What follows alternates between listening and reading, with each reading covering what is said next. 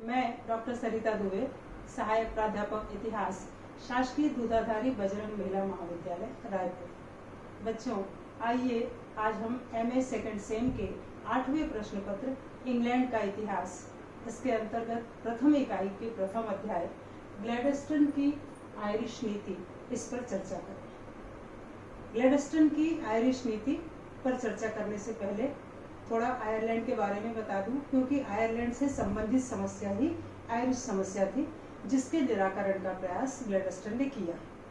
Ireland UK अर्थात United kingdom का एक बड़ा हिस्सा था, जिस पर इंग्लैंड का नियंत्रण था, और इंग्लैंड इस क्षेत्र पर अपना नियंत्रण, दमन, शोषण की नीतियां संचालित करता रहा। परिणाम स्वरूप धीरे धीरे आयरलैंड में इंग्लैंड की नीतियों के खिलाफ समस्याएं उभरती गई, आक्रोश बढ़ता गया और धीरे धीरे आयरलैंड इंग्लैंड से अलग होने के प्रयास करने लगा। इसी पृष्ठभूमि में आइए आज हम ग्लैडस्टन की आयरिश नीति पर चर्चा करें। तो बच्चों, ग्लैडस्टन उदारवादी प्रधानमंत्री बना पहली बार 1868 में, और 1868 से 1894 के बीच ग्लैडस्टन 4 बार प्रधानमंत्री बना। चूंकि वह उदारवादी प्रधानमंत्री था, इसलिए जब जब प्रधानमंत्री बना तब तब उसने आयरलैंड की समस्याओं को दूर करने का प्रयास किया। आयरलैंड को स्थानीय स्वशासन का अधिकार या कहें होम रूल का अधिकार देने का प्रयास किया। इन्हीं नीतियों का आज यहाँ पर आकलन करेंगे, इस पर चर्चा करेंगे। आइए सबसे पहले देखें तो ग्लैडस्टन जब 1868 में प्रधानमंत्री बना, उस समय आयरलैंड में 3 प्रमुख समस्याएं थी। पहली समस्या है आर्थिक समस्या, दूसरा है धार्मिक समस्या, तीसरा है शैक्षणिक समस्या। आर्थिक समस्या जो थी वह आयरलैंड के कृषि भूमि से संबंधित समस्या थी।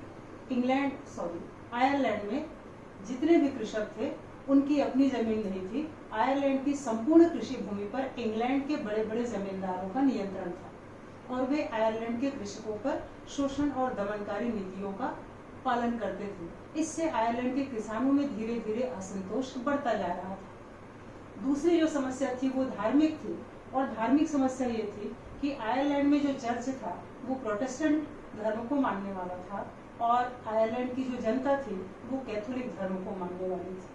तो जनता और चर्च दोनों के बीच में मनमुटाव लगातार बढ़ता जा रहा था, जिसका निराकरण करना आवश्यक था। तीसरी जो समस्या है शैक्षणिक समस्या। तो शैक्षणिक समस्या, आयरलैंड में उच्च शिक्षा के केंद्रों का अभाव था, और शिक्षा के क्षेत्र में जितनी भी सुविधाएं थी वे केवल प्रोटेस्टेंटों को ही मिली थी, और कैथोलिक लोगों को शिक्षा के क्षेत्र में किसी भी प्रकार की सुविधा प्राप्त नहीं थी। तो इस तरह से कुल 3 समस्याएं थी। और जब ग्लैडस्टन प्रधानमंत्री बना, ग्लैडस्टन एक बार नहीं, 2 बार नहीं, 4 बार प्रधानमंत्री बना, और हर बार ग्लैडस्टन ने आयरलैंड की इन समस्याओं का निराकरण करने का प्रयास किया। न केवल निराकरण किया, बल्कि उसने अपने तीसरे और चौथे प्रधानमंत्रित्व काल में आयरलैंड को गृह शासन देने का प्रयास किया। उससे संबंधित विधेयक उन्होंने प्रस्तुत किया इंग्लैंड की संसद में, और इस तरह से ग्लैडस्टन ने एक अलग तरह की आयरिश नीति का पालन किया, जिसके द्वारा उसने आयरलैंड की समस्याओं को दूर किया और आयरलैंड को स्वशासन का अधिकार देने की नीति अपनाई। आइए इस पर चर्चा करें। ग्लैडस्टन ने अपने प्रथम मंत्रिमंडल काल में ये जो 3 समस्याएं थी, आर्थिक, धार्मिक और शैक्षणिक समस्याएं, इन समस्याओं का निराकरण करने का प्रयास किया। सबसे पहले उसके प्रथम सुधार को देखें तो ग्लैडस्टन ने अपने प्रथम प्रधानमंत्रित्व काल में आयरलैंड के चर्च से संबंधित एक अधिनियम पारित किया। इस अधिनियम के अनुसार आयरलैंड के प्रोटेस्टेंट चर्च के धार्मिक और आर्थिक अधिकारों को सीमित कर दिया गया। चर्च की लगभग 70 लाख पाउंड की संपत्ति छीनकर राज्य को दे दी गई, और चर्च के राजनीतिक अधिकारों को समेट दिया गया। दूसरा सुधार कार्य ग्लैडस्टन ने आयरलैंड के लिए किया, वो थी आयरिश भूमि अधिनियम 1870।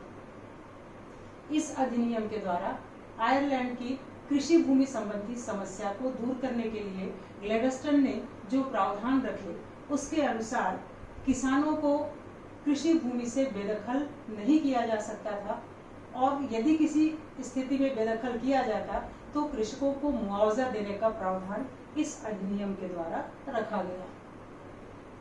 तीसरा सुधार जो ग्लैडस्टन ने अपने प्रथम प्रधानमंत्रित्व काल में किया, उसके अंतर्गत उसने आयरिश विश्वविद्यालय विधेयक 1873 में पारित किया।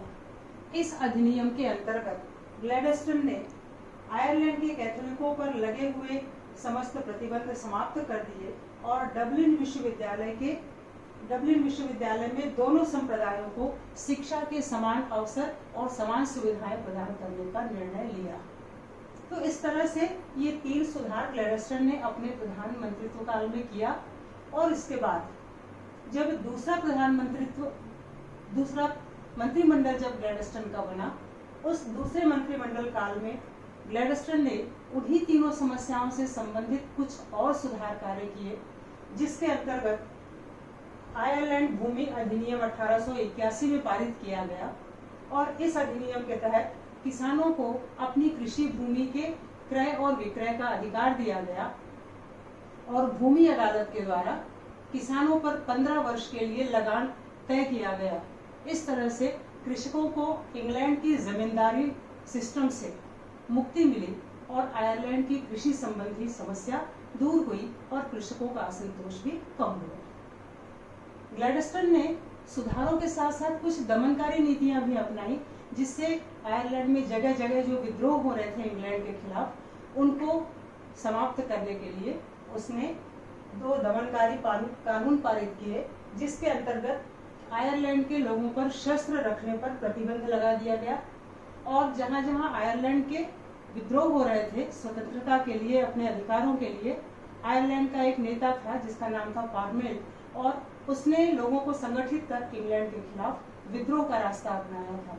तो ऐसे विद्रोहियों को दबाने के लिए एक विशेष अदालत की स्थापना की गई और उस अदालत के द्वारा आयरलैंड में होने वाले विद्रोहों को दबाने की नीति भी ग्लैडस्टन ने अपनाई। तो बच्चों, ये 2 मंत्रिमंडल काल में उसने सुधारों और दमन का रास्ता अपनाया।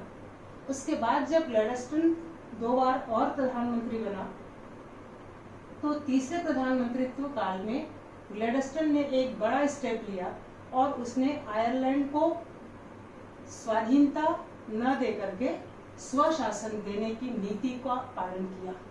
और इस नीति के तहत ग्लैडस्टन ने एक गृह शासन विधेयक 1886 में इंग्लैंड की संसद में प्रस्तुत किया। ये ग्लैडस्टन का प्रयास उन सुधारों से एक कदम आगे था जिसमें आयरलैंड को स्वशासन देने का या औपनिवेशिक शासन का अधिकार देने का प्रयास इस विधेयक के द्वारा किया गया। आइए इस विधेयक के प्रावधानों पर चर्चा करें। तो इस विधेयक में ग्लैडस्टन ने आयरलैंड के शासन व्यवस्था की पूरी रूपरेखा प्रस्तुत की, जिसमें 2 सदनों वाली व्यवस्थापिका स्थापित करने का प्रावधान, 2 सदनों में उच्च सदन जिसमें 103 सदस्य होंगे, निम्न सदन इसमें 206 सदस्य होंगे, विदेश नीति और राजस्व संबंधी नीति जो आयरलैंड की है उस पर इंग्लैंड का नियंत्रण स्थापित होगा। अर्थात आयरलैंड पर इंग्लैंड का नियंत्रण बना रहेगा विदेश नीति के मामले में और आर्थिक मामले में। किसी भी आयरिश को ब्रिटिश संसद में न रखा जाए, ये एक प्रावधान था। फिर कर निर्धारण का अधिकार अर्थात राजस्व संबंधी नीति निर्धारित करने का अधिकार आयरिश संसद को दिया जाएगा। और अंतिम बिंदु था, किसी भी धार्मिक संस्थान को, चाहे वो कैथोलिक हो चाहे वो प्रोटेस्टेंट हो, किसी भी धार्मिक चर्च को कोई भी आर्थिक मदद नहीं दी जाएगी। तो इस तरह से ये प्रथम गृह शासन विधेयक 1886 में ब्रिटिश संसद में पारित किया गया, प्रस्तुत किया गया, जिसमें ये प्रावधान थे। और जैसे ही ये संसद में प्रस्तुत किया गया, वैसे ही ग्लैडस्टन की इस विधेयक का विरोध हुआ। इंग्लैंड की महारानी ने इसका विरोध किया, सैलिसबरी ने इसका विरोध किया, और देखते देखते ये विधेयक वहां पर अस्वीकृत हो गया। और इसकी अस्वीकृति से ग्लैडस्टन को मंत्रिमंडल से त्याग पत्र भी देना पड़ा। उसके ये प्रयास इंग्लैंड के किसी भी राजनीतिज्ञ को पसंद नहीं आए और ग्लैडस्टन ने त्याग पत्र दे दिया। तो बच्चों, इसके बाद जब चौथी बार ग्लैडस्टन मंत्रिमंडल बना तो एक बार फिर ग्लैडस्टन ने दूसरी द्वितीय गृह शासन विधेयक 1893 में फिर से संसद में प्रस्तुत किया, जिसमें यही सारे प्रावधान थे जो पहले विधेयक में थे। उसमें एक प्रावधान और जोड़ा गया जिसमें कहा गया था कि ब्रिटिश संसद में 80 आयरिश सदस्यों को प्रतिनिधित्व दिया जाएगा, अर्थात आयरलैंड के सदस्य इंग्लैंड की संसद में चुनकर आएंगे, उनकी संख्या 80 होगी और वे आयरलैंड से संबंधित समस्याओं को संसद में रखेंगे और उनकी समस्याओं का निराकरण इंग्लैंड की संसद करेगी। तो इस तरह से जब ये दूसरी बार गृह शासन विधेयक ब्रिटिश संसद में प्रस्तुत किया गया तो फिर कॉमन सभा में यह विधेयक तो पास हो गया, क्योंकि वहां पर उदारवादियों का वर्चस्व था। ग्लैडस्टन भी उदारवादी प्रधानमंत्री थे। लेकिन जब ये प्रस्ताव लॉर्ड सभा में भेजा गया, उच्च सभा में, तो वहां पर इसको फिर से अस्वीकृत कर दिया गया। और जब ये उच्च सभा में अस्वीकृत हो गया प्रस्ताव, तो ग्लैडस्टन ने एक बार फिर अपना त्याग पत्र दे दिया संसद को। और इस तरह से ग्लैडस्टन ने अपने इन चारों कार्यकालों में लगातार आयरलैंड को अधिकार देने, सुविधाएं देने, उनकी समस्याओं का निराकरण करने की नीति अपनाई। और उसके बाद में एक स्टेप और आगे आकर के उसने अपने तृतीय और चतुर्थ मंत्रिमंडल के काल में आयरलैंड को स्वशासन या औपनिवेशिक शासन का अधिकार देने के लिए एक बड़ा कदम उठाया और उसने गृह शासन विधेयक प्रस्तुत किए। उसमें उसने पूरे आयरलैंड की प्रशासनिक प्रक्रिया का खाका खींचा, आयरलैंड के अधिकार और कर्तव्यों का निर्धारण किया, इंग्लैंड के आयरलैंड पर नियंत्रण का प्रावधान रखा। लेकिन इंग्लैंड के राजनीतिज्ञों को ये रास नहीं आया, क्योंकि वे आयरलैंड को मुक्ति नहीं देना चाहते थे, उस पर नियंत्रण बनाकर रखना चाहते थे। और इसलिए ग्लैडस्टन के 2 प्रयास हुए गृह शासन विधेयक के रूप में, लेकिन दोनों ही प्रयासों को इंग्लैंड के संसद ने सिरे से नकार दिया। और इस तरह से ग्लैडस्टन की आयरिश नीति एक अच्छी नीति होने के बाद भी, एक उदारवादी नीति होने के बाद भी सफल नहीं हो पाई।